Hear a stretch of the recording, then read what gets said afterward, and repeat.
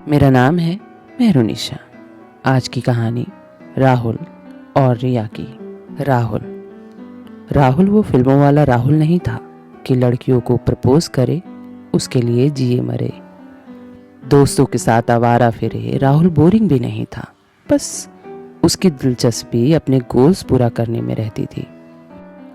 वो शुरू से ही अपने आने वाले 1 साल का गोल बना लेता था और बड़ी शिद्दत से उस पर काम करता था, चाहे वो गोल वजन घटाने, बढ़ाने या कोई नई ऊंचाइयों को छूने की ही क्यों ना हो। वैसे वह डेवलपिंग कंपनी में मैनेजर था, अपने काम में बहुत अच्छा था। उसकी शादी रिया से हो गई। लव मैरिज नहीं थी, लेकिन पसंद दोनों ने एक दूसरे को किया था। रिया जो बहुत ही खूबसूरत, पढ़ी लिखी, आज को जीने वाली, बेबाक रहने वाली, आज़ाद ख्याल रखने वाली, आधुनिक विचार रखने वाली, मर्दों से कंधा मिलाकर चलने वाली रिया एक इवेंट कंपनी की मैनेजर थी। खुद अपने पैरों पर खड़ी थी। दोनों ने शादी कर ली। शादी को कुछ अरसा गुजर गया। रिया और राहुल खुश थे। रिया को रोज राहुल ऑफिस छोड़ता हुआ अपने ऑफिस जाता। एक दिन रिया ने कहा, राहुल आज दोस्तों को घर पर बुलाते हैं। राहुल ने कहा, ठीक है, जैसा तुम्हें ठीक लगे। रिया ने सभी दोस्तों को बुला लिया। सब आए, खाना खाया। बात बात में रिया के दोस्तों ने कहा, राहुल खुशनसीब है जो उसे रिया मिली। राहुल मुस्कुराया, लेकिन रिया को ये बात खटक गई। अब रिया खुद को थोड़ा अलग महसूस करने लगी। अब वो हर जगह अपनी तुलना राहुल से ज़्यादा करती। उसे लगता कि वो ज़्यादा खूबसूरत है और ज़्यादा आकर्षक है। क्योंकि वो आधुनिक विचार की लड़की थी, तो उसे अब राहुल की हर छोटी बड़ी बात में कमी ढूंढने लगी थी। उसे लगता था कि वो ज़्यादा बेहतर है राहुल से, तो राहुल की कमी ढूंढना उसका काम हो गया था जैसे। पर राहुल तो बहुत ही फोकस्ड इंसान था। उसे कोई फ़र्क नहीं पड़ता था रिया की इन बचकानी हरकतों से। उसने अपनी लाइफ में गोल सेट किए थे। वह बहुत ही सोच समझकर अपना वक्त खर्च करता था। लेकिन रिया के साथ जब वक्त बिताता था तो वक्त नहीं देखता था। जाहिर है वो प्रेम करता था अपनी पत्नी से।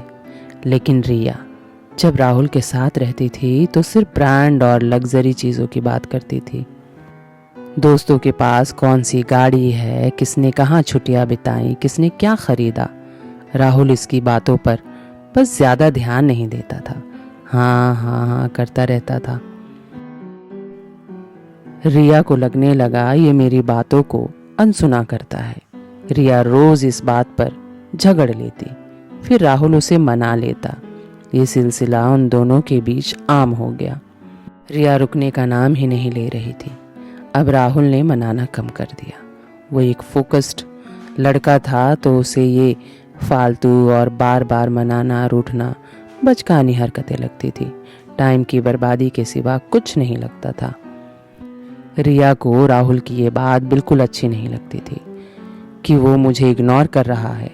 एक दिन इस बात पर रिया को गुस्सा आया। रिया ने राहुल से कहा, तुम समझते क्या हो? मेरी जैसी सुंदर लड़की तुमसे शादी कर ली। तुमको मेरा शुक्रिया करने के बजाय मुझे इग्नोर कर रहे हो। राहुल ने बोला, मैं तुमसे प्यार करता हूँ, तभी तो मैं हर बात का जवाब नहीं देता तुमको और ख़ुद को आर्ग्यूमेंट से बचाता हूँ, ताकि हम दोनों एक खुशहाल और बेहतर ज़िंदगी जी सकें। लेकिन रिया तो मानो उसे कुछ सूझ ही ना रहा हो। वो राहुल को खरी खोटी सुनाए जा रही थी। राहुल तभी शांति बनाए रखने की पूरी कोशिश कर रहा था। ऐसे ही उनके झगड़े अब पहले से और बढ़ गए थे। राहुल सोचने लगा, रिया मेरे किसी भी बात पर खुश नहीं रहती है, क्यों ना मैं रिया से बैठकर बात करूं। फिर एक दिन रिया खुश दिख रही थी, तो राहुल ने सोचा, आज रिया का मूड अच्छा है, क्यों ना मैं इससे झगड़ों के बारे में बात करूं कि मुझे घर में झगड़ा नहीं चाहिए, मैं अपने फोकस पे ध्यान नहीं दे पा रहा हूं। जैसे ही राहुल ने बात छेड़ी, रिया का मूड खराब हो गया। उसने राहुल को फिर से सुनाना शुरू कर दिया। अब राहुल का भी बर्दाश्त खत्म हो चुका था, तो राहुल ने पूछा, तुम चाहती क्या हो? रिया ने कहा, मुझे बेहतरीन लाइफस्टाइल चाहिए जो तुम कभी नहीं दे सकते। इस बात पर राहुल खामोश हो गया। रिया गुस्से में उसे और बुरा बुरा बोलने लगी, कहने लगी, मुझे तुमसे बेहतर मिल जाएगा, मेरा जीवन तुम्हारे साथ बर्बाद हो रहा है। राहुल खामोशी से रिया को सुन रहा था। फिर राहुल ने बोला, ठीक है, जैसा तुम चाहती हो हम वैसा करेंगे। तो रिया ने राहुल से अलग होने की बात की। राहुल बोला, ठीक है, तुम यही चाहती हो तो यही सही। दोनों ही पढ़े लिखे थे तो दोनों ने ही आपसी सहमति से अलग होने का फैसला कर लिया। लेकिन राहुल को अलग होना अच्छा नहीं लग रहा था। लेकिन राहुल फोकस था, उसे जीवन में क्या करना है उसका लक्ष्य तय था। इसीलिए उसने अपनी भावनाओं को जाहिर नहीं किया और आपसी सहमति से दोनों अलग हो गए। बहुत वक्त गुजर गया, दोनों को अलग हुए। रिया ने शादी नहीं की, शायद कोई उसके जैसा मिला ही नहीं। लेकिन राहुल ने शादी कर ली थी। कई साल गुजरने के बाद, दोनों के तलाक के कई सालों के बाद, रिया की कंपनी को एक बहुत ही बड़ा इवेंट ऑर्गेनाइज करने का ऑफर मिला, जहां शहर के तमाम रईस लोग आकर अपना सक्सेस स्पीच देने वाले थे।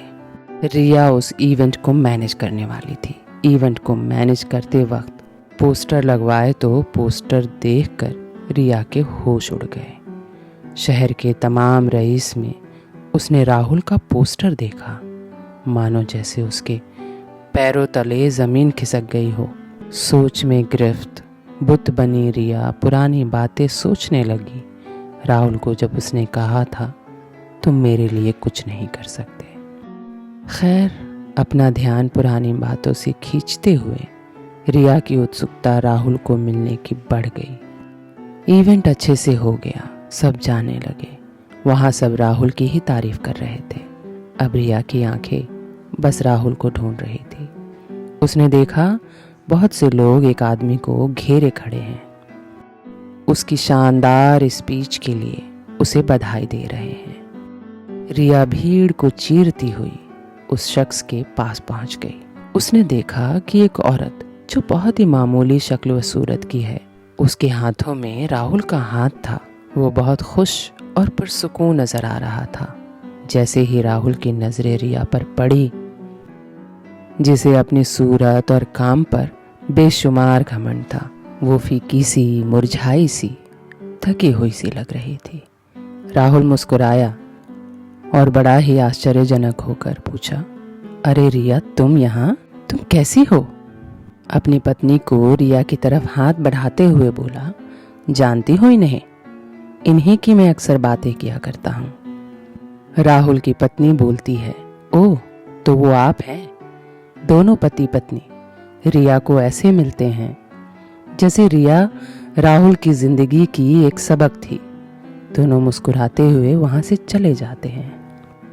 रिया बुत बने खड़ी रह जाती है। अब रिया राहुल का वो रूप, वो जिंदगी देखकर खुद को मन ही मन कोस रही थी। ये कहानी हमें बताती है, जिंदगी में फोकस रहना आपको कामयाब बना देती है।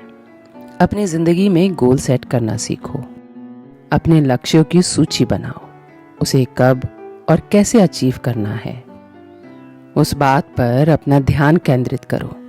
राहुल की तरह फोकस को बनाए रखो, चाहे जिंदगी में कुछ भी हो जाए, कितनी भी रिया आए, कितनी भी रिया जाए, बस अपने गोल को अचीव करने में ध्यान लगाओ। जिंदगी आसान नहीं होती, उसे बनाई जाती है। लड़कियों, गौर करो, आज़ादी का मतलब वो नहीं जो आज की दुनिया में तुम समझ बैठी हो। आज की आज़ाद लड़कियां लड़कों के काम में हिस्सा लेना तो चाहती हैं, मगर उनके बुरे कामों में ज़्यादा हिस्सेदारी चाहती हैं। जैसे रात को आवारा फिरना, ये लड़कों के लिए भी बुरा ही काम है। सिगरेट, शराब पीना, बेमतलब आवारा फिरना, जिंदगी का कोई गोल सेट नहीं करना, ये वक्त और इंसान दोनों को बर्बाद कर देने वाले काम है। अगर लड़कों की तरह हिस्सेदारी चाहिए तो उनकी कामयाबी में हिस्सेदारी मांगो। उनकी तरह मेहनत करो, फोकस्ड रहो, गोल सेट करो।